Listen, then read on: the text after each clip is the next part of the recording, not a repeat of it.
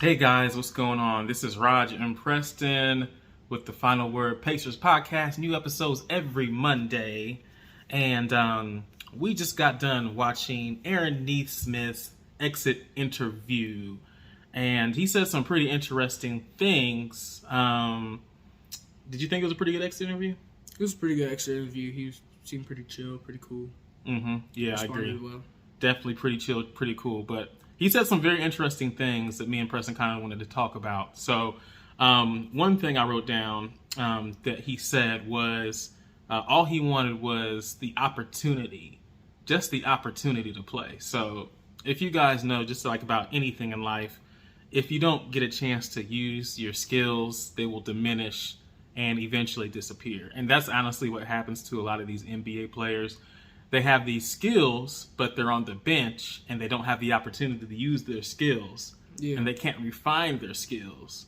So honestly, I think a lot of these NBA players are a lot better than a lot of us give them credit for. It's just they don't have the opportunity to actually get on the court.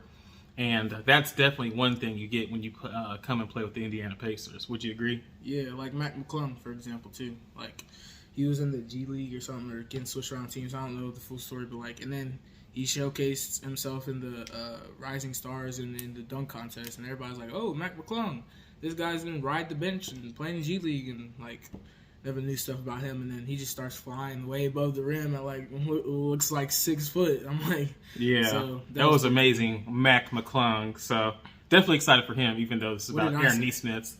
What did I say? What did I say? What did you say about what?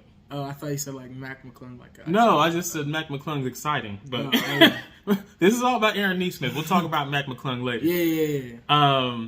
But what do you think stood out from what he said that kind of got your ears going? One of the things is that the coach, what was his coach name again? Lloyd Pierce. Lloyd Pierce. He could go to him like for anything, like on the court, off the court, and like he said, he was a really good coach, which that makes me feel good about our coaching staff and stuff, and that players are comfortable here. So if they get all like big and stuff, like become all stars, and they don't want to like leave like Paul George did or something. So it makes me feel like they would want to stay, like based off of the feedback he gave of the coaching staff, and that just made me feel good that he could like have that like. Not necessarily like personal, but like if he needed to talk to him, he could. He felt that way. Yeah, it's definitely important for players to feel like they can come and talk to their coach, so they don't feel like they have to hide things, so they can actually have one-on-one personal relationships. Because we have to remember, these guys, even though they're extremely talented athletes who get paid extremely well, they are real people who have real feelings and real emotions. So we got to keep that in mind. Another thing that stood out to me was. He said he wants to work on his ball handling skills, which I definitely agree. Stop those turnovers.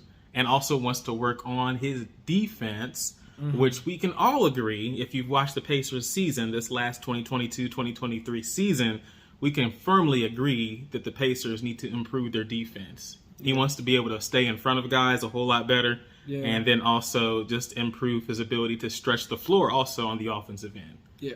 So I thought that was pretty interesting because I think everybody's going to be on the same page this year with getting their defense to where it's respectable, because right now it's just at the bottom of the barrel. Yeah, and then he's really good on offense perspective and like his athleticism and everything. So what he said, like defense, like working on his dribbles and ball handling and stuff like that. What he said really made sense. Like if he put those pieces together, he'll be like a really, really solid forward for us, and would be able to stay in the starting lineup, not just like switch it between. Which we've talked about before, like who the starters. Do you think he's going to be a 4, or do you think he's going to eventually just be on the 3 spot? That's forward, small forward. I mean, do you think he's going to be a 3? I mean, do you think he's going to be a 4 or be on the 3 spot? Because we do got Nora now. Nora, yeah, I feel like I want him and Nora on like either like Nora or him on the 3. I don't really care. Like one of them on the 4. Maybe I guess whoever has like an inch above, because I think they're like pretty close in height. I'm not sure. Are they? Jordan, I thought they were. I think NeSmith is 6'6". NeSmith 6'6". I think NeSmith is 6'6". He's not that tall. I'd rather have NeSmith at the small 4 and then Nora at the 4, but then Miles at the 5. But then, like we said before, I wanted to see what Jackson could do at the 4 too, Twin Towers. But yeah, I think that's what I would want to do. Yeah, have him at the 3 more so. since he's like, yeah. Yeah, I agree. Yeah, Jackson has a lot to work on before he can actually be a starter at the 4 spot, in my personal opinion. Yeah. Because we know nobody's taking Miles. So it's either Nobody's do you want to taking be Miles as a backup, or do you want to have a spot at the 4 or shot at the 4 spot? You know, so I think some of those guys want to have a shot at the 4 spot.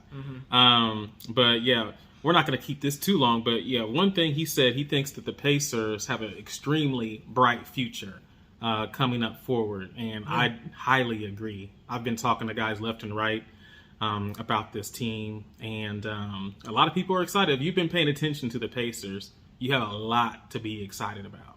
A whole lot.